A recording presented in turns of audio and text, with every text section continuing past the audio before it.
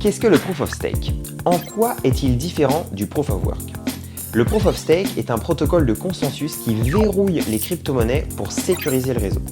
Il est moins gourmand en énergie que le mécanisme de Proof of Work du Bitcoin. Mais ce n'est pas tout, je vous laisse découvrir la suite dans cette vidéo.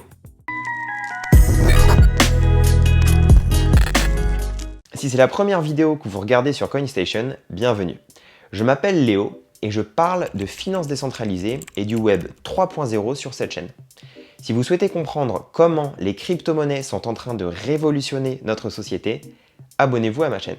Le Proof of Stake est un mécanisme de consensus qui veille à ce que seules les transactions légitimes soient ajoutées à la blockchain. Il fonctionne grâce à des validateurs verrouillant leur crypto-monnaie pour sécuriser le réseau. Le minage de crypto-monnaies est une activité très énergivore, mais il y a d'autres solutions qui sont bien meilleures pour la planète. La communauté Ethereum souhaite modifier la façon dont la crypto-monnaie est créée afin de réduire radicalement l'empreinte carbone de sa blockchain. La méthode sur laquelle elle travaille est appelée Proof of Stake, abrégé POS. Le Proof of Stake est une alternative au Proof of Work que Bitcoin et Ethereum utilisent actuellement. Proof of Stake et Proof of Work sont tous deux des exemples de mécanismes de consensus. Les blockchains publiques, à leur niveau le plus élémentaire, ne sont que des bases de données. La plupart des bases de données donnent l'autorisation à des administrateurs pour savoir qui peut accéder aux bases de données et qui peut les modifier. Ce contrôle centralisé est très pratique, mais les rend vulnérables aux attaques et piratages. En revanche, les blockchains rendent chaque personne qui utilise les logiciels responsable de la mise à jour des données. C'est la raison pour laquelle les blockchains utilisent des mécanismes de consensus ou des algorithmes de consensus. Les mécanismes de consensus assurent le bon fonctionnement du réseau, en veillant à ce que seules les transactions légitimes soient ajoutées au bloc. Ce sont les nœuds qui effectuent ensemble cette vérification. Un nœud, appelé node en anglais, est un ordinateur qui exécute le logiciel de la blockchain. En faisant ça, il protège le système contre les attaques à 51%, c'est-à-dire lorsque quelqu'un obtient plus de la moitié de la puissance de calcul d'un réseau distribué et peut ensuite le contrôler à sa guise. Proof of Work. Pour prévenir les attaques, qui permettent de dépenser des fonds deux fois, qu'on appelle aussi problème de double dépense, Bitcoin utilise l'algorithme de consensus Proof of Work. Ce système demande aux mineurs d'utiliser du matériel et de l'électricité pour aider le réseau à traiter les transactions.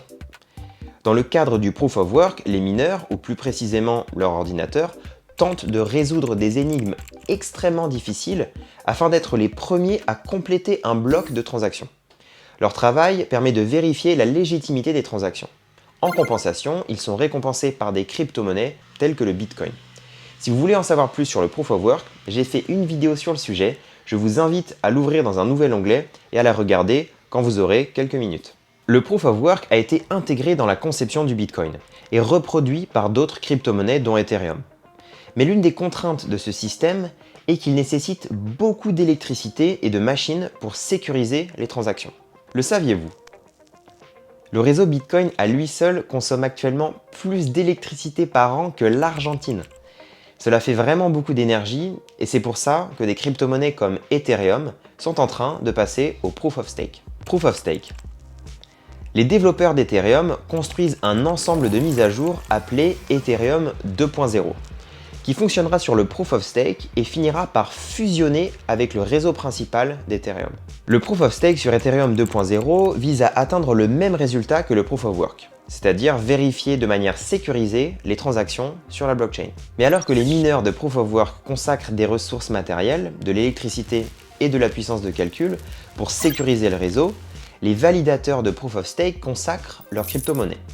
Avec le Proof of Stake, pour avoir une chance de vérifier les transactions d'un bloc, et donc percevoir la récompense associée, les validateurs doivent verrouiller ou mettre en jeu au moins 32 Ethers qu'ils ne peuvent pas dépenser.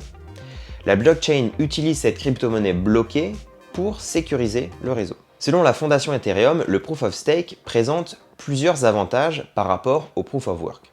Comme le fait de gagner des récompenses en crypto n'est pas basé sur le fait d'avoir la plus grande puissance de calcul, vous n'avez pas besoin de matériel super puissant. Cela donne la possibilité à davantage de personnes de participer à la gestion d'un nœud Ethereum, ce qui permettra une décentralisation plus poussée et une plus grande résistance aux attaques de 51%. En raison des exigences matérielles plus faibles, le Proof of Stake utilise beaucoup moins d'énergie que le Proof of Work. Comment le réseau choisit-il les validateurs de blocs? Les validateurs sont choisis au hasard par le réseau pour proposer de nouveaux blocs. Ils sont également regroupés de manière aléatoire en comités de 128 nœuds qui changent quotidiennement. Chaque fois qu'un nouveau bloc de transaction est créé et ajouté à la base de données de la blockchain, le mécanisme de consensus Proof of Stake sélectionne plusieurs comités pour attester que le bloc qui a été proposé est correct. Les validateurs reçoivent des récompenses à la fois pour la création de blocs et pour l'attestation de la création d'autres blocs. Si les validateurs sont hors ligne ou ne font pas d'attestation correcte, ils reçoivent une pénalité qu'on appelle slashing.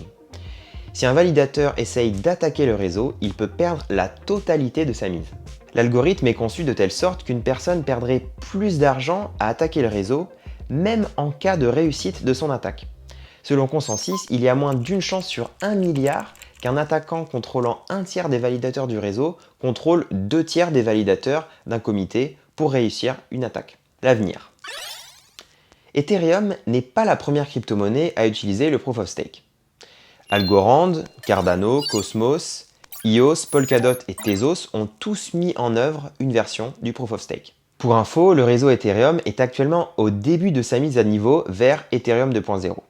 Bien que des personnes aient staké des Ethers sur le réseau, celui-ci n'est pas encore prêt à être utilisé. J'imagine que vous avez sans doute quelques questions sur le Proof of Stake. Je vous invite à les poser en écrivant un commentaire ci-dessous. Si vous avez apprécié la vidéo et vous voulez aider cette chaîne à grandir, vous pouvez le faire en cliquant sur le pouce bleu, en partageant la vidéo à vos amis et en vous abonnant à cette chaîne. Merci et à bientôt.